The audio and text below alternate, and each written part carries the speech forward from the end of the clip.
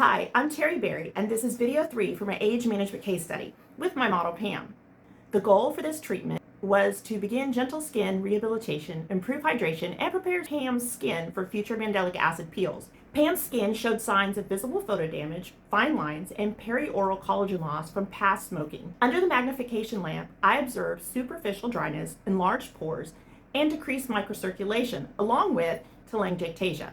These findings guided me to focus towards barrier repair and fibroblast reactivation. I began with a double cleanse using a gel cleanser containing panthenol and glycerin.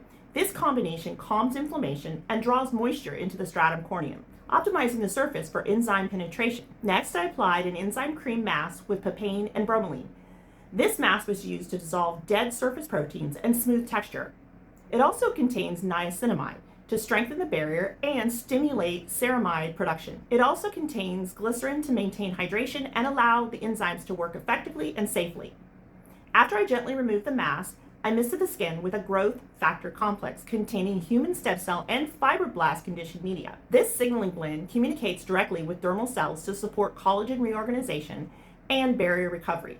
I then applied an eye serum and also a recovery serum for the skin. These serums are rich in cytokines and peptides to encourage fibroblast activation. Next, I applied a barrier renewal cream with ceramides. This is used to fortify the lipid barrier, reduce transepidermal water loss, and restore flexibility to the stratum corneum. I finished with SPF 45 mineral sunscreen featuring zinc oxide along with alpha lipoic acid, vitamin E, and aloe vera. This delivered antioxidant protection and helped calm the skin along with providing hydration. After today's treatment, Pam's skin felt supple, nourished, and balanced. Thank you, and have a great day.